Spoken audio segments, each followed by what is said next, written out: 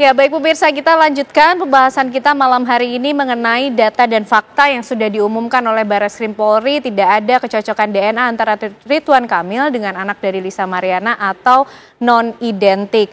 Bang Muslim Jaya, ke depan ini langkahnya sudah dibicarakan akan seperti apa? Laporan di Barreskrim dari Pak Ridwan Kamil kan sudah masuk. Apa kemudian Bang yang sudah dipikirkan? Ya, pada Barres Mabes Polri, karena memang ini kan tes DNA kan penyidikan yang dilakukan oleh Barreskrim dalam rangka hukum. Tentunya kami ini hasilnya tentu kan akan dan lagi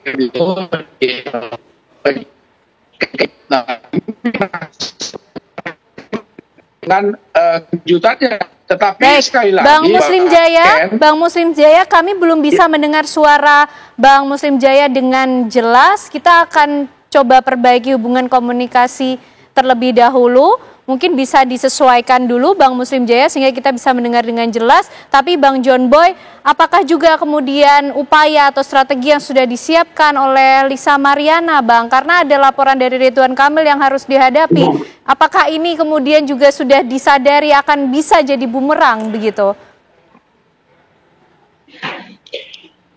Kalau kami pasti sebagai kuasa hukum ada strategi ke depan untuk pembelaan terhadap klien kami Lisa Mariana. Ya, untuk masalah Barreskrim pasti ya kita akan kooperatif kok dari awal pemanggilan saksi sampai terjadi jalannya tes DNA ini kita mengikuti. Strategi ke depan kita pasti ada. Tapi ya kita lebih mengedepankan bagaimana restoratif justice ke depan sih akan lebih baik gitu loh. Karena kan kalau bicara perkara ini kan perkara aib gitu, tidak perlu lagi digembor-gemborkan seperti apa ke depan gitu loh. Biarlah menjadi rahasia mereka berdua. Saya rasa seperti itu sih. Oke, mendorong untuk restoratif justice artinya mengenai second opinion ini juga nanti menjadi opsi kesekian begitu Bang? Ya pasti, itu pasti akan kita lakukan ke depannya. Tapi ya karena ini baru kita menerima hasil tes DNA, ya paling utama adalah pemulihan untuk mental klien saya supaya lebih tenang dan lebih fokus lagi untuk mengurus keluarganya sih, itu aja sih. Oke, baik. Tapi yang jelas sampai ke depannya saya siap mendampingin klien saya dan pasti kita sebagai kuasa hukum sudah menyiapkan strategi dari jauh-jauh hari. Oke, baik. Bang Muslim Jaya pasti juga sudah mendengar yang disampaikan oleh Bang John Boy, ingin mengutamakan terlebih dahulu restoratif justice. Second opinion mungkin nantilah dipikirkan. Seperti apa, Bang? Tidak masalah ya, karena undang-undang mungkin saya dengan restoratif justice saya nggak masalah. Ridwan Kamil juga kira juga dalam untuk karena nanti kan kita akan ke Barreskrim Polri, kita sampai yang itu loh. Kita kan mau penyelesaian ini ya tentunya berkepentingan hukum. Ada hasil tes DNA. Yang depannya ya lihat nanti seperti apa. Kembali tentu kita harus meyakini bahwa hasil tes DNA ini ya mempunyai dampak hukum terhadap perkara ini. Kira-kira gitu Mbak Ken. Oke, baik Mas Heri. Ini kalau kita lihat perjalanan kasusnya nanti ke depan akan terjadikah restoratif justice tersebut begitu Mas Heri? Kalau seperti apa yang sudah disampaikan oleh kedua pihak sepertinya akan islah ini, ya kan, akan damai begitu saja. Tapi ngapain kita harus ngotot juga mendorong ke arah yang mereka sendiri sudah nyaman di zona itu ya. Tapi tentu untuk pembelajaran ke depan tidak berharap ada kasus-kasus serupa menimpa siapapun. Harus ada efek jera dalam konteks misalnya penyelesaian ini diarahkan kemana. Apakah ada permintaan maaf secara tertulis atau lisan disampaikan misalnya diatur di media mana.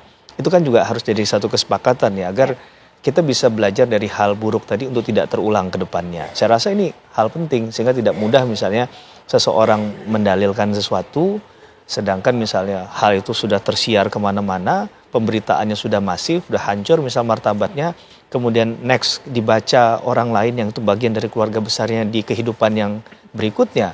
ini saya tidak bisa membayangkan hancurnya tatanan kehidupan orang itu begitu ya. Saya rasa ini yang menurut saya perlu untuk disisipkan dalam setiap kasus. Saya nggak bicara di kasus RK karena saya lihat rata-rata kedua-duanya sudah ada cahaya ilahi nih. Dua-duanya sudah ingin berdamai dan ingin baik-baik saja. Saya nggak tahu ke depannya seperti apa ya, tapi yang kita tangkap per hari ini itu.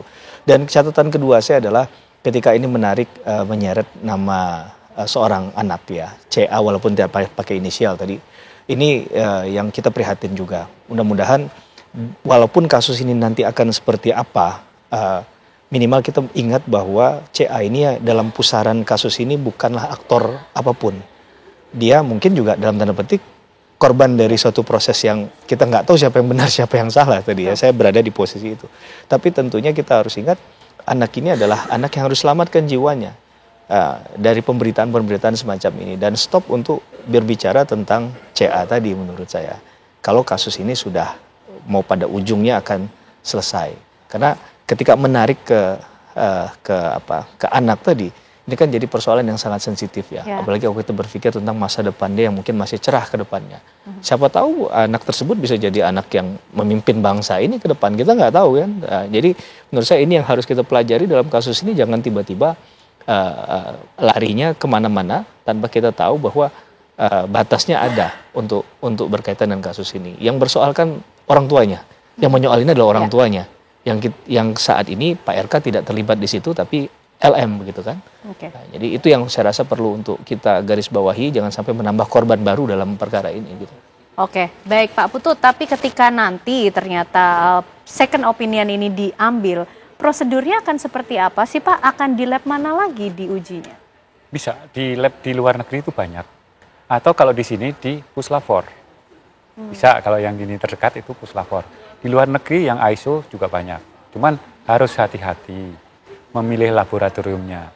Karena database yang digunakan untuk menentukan ketepatan tadi, itu harus menggunakan database populasi orang Indonesia. Kalau RK dan LS itu adalah orang Indonesia, yang digunakan adalah database orang Indonesia.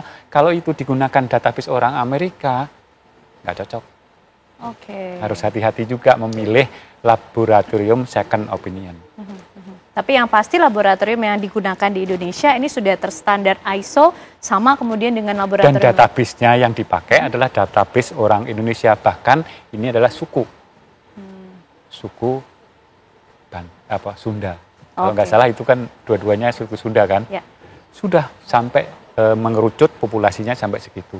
Tapi kalau misalnya dikirim ke Amerika, apakah dia punya database orang Indonesia? Belum tentu. Itu harus hati-hati.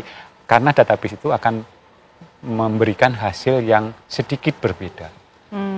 Oke, baik. Tapi nanti ujungnya tentu kita tunggu bagaimana kemudian akhir dari kasus ini. Apakah betul ada cahaya ilahi tadi yang disampaikan oleh Mas Heri, berakhir damai semuanya. Tentunya terima kasih Bapak-Bapak untuk perbincangan malam hari ini. Pak Putut, Mas Heri, Bang John Boy, dan juga Bang Muslim Jaya. Terima kasih atas waktunya. Sehat selalu semuanya. Usai jeda pemirsa, Apa Kabar Indonesia Malam masih akan menghadirkan sejumlah informasi dan perbincangan menarik lainnya untuk Anda bersama dengan Vena Kintan. Usai jeda.